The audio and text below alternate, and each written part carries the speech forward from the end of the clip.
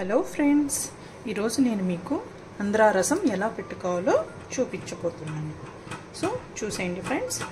దీనికి ఒక 2 టమాటాలు లేదంటే ఇంకొక అరదబ్బ తీసుకోండి.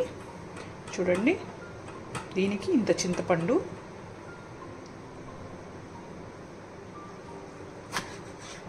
జస్ట్ ఇవి 2గా కట్ చేసుకోండి, మరీ ఎక్కువగా అవసరం లేదు. ఇది మీరు రిమూవ్ చేసుకోవాలి. చాలా ఈజీగా అయిపోతుందండి.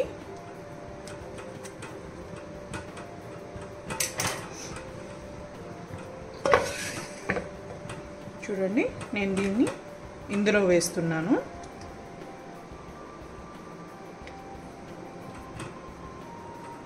ఇప్పుడు ఇందులో కొద్దిగా వాటర్ పోసుకోండి. ఇప్పుడు దీన్ని మనం స్టవ్ మీద పెట్టి కాసేపు ఉడికించుకోవాలి.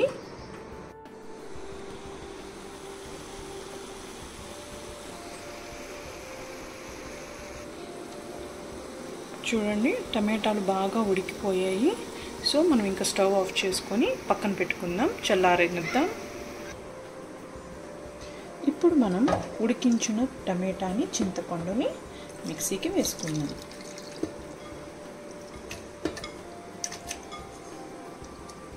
చూడండి, చాలా మెత్తగా ఉడికింది.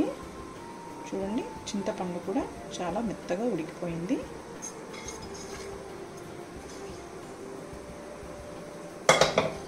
సో ఇప్పుడు మనం దీన్ని మిక్సీ వేసుకుందాం.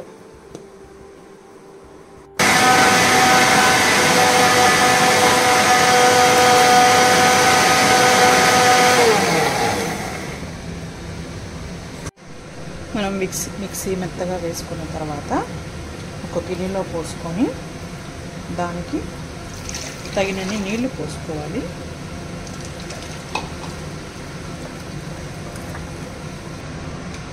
తర్వాత ముందుగా చేసుకున్న రసం పౌడర్ని ఇందులో ఒక 2 స్పూన్స్ వేసుకోండి. ఇంకొక వీడియోలో ఎప్పుడైనా మీకు రసం మసాలా ఎలా వేసుకోవాలో నేను చూపిస్తాను. మీరు దీంట్లో పసుపు కావాలంటే మీరు కొంచెం చిటికెడంతా వేసుకోవచ్చు, అది మీ ఇష్టం. ఇప్పుడు ముందుగా రసంకి తాలింపు వేసుకోవాలి.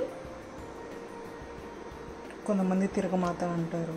సో కొద్దిగా నూనె పోసుకోండి.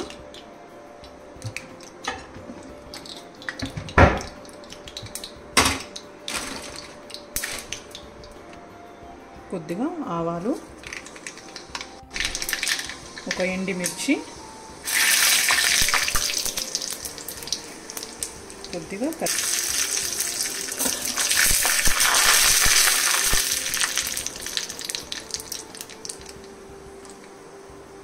కొద్దిగా వెల్లుల్లి,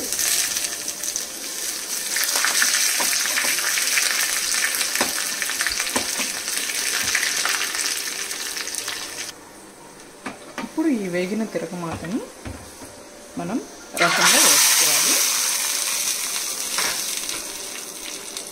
వేసుకొని కొంచెం బాగా అంతేనండి, రసాన్ని కొంచెం బాగా ఉడకనివ్వాలి. కాసేపు దాన్ని అలా వదిలేయండి. ఇందులో తగినంత ఉప్పు వేసుకోవాలి.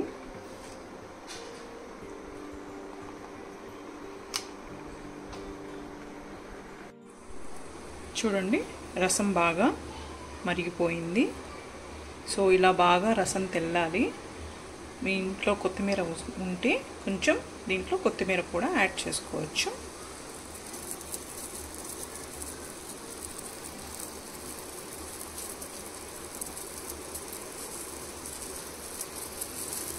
ఇంతేనండి, మీరు ఇంకా స్టవ్ ఆపి కొత్తిమీర వేసుకొని దించేసుకోండి.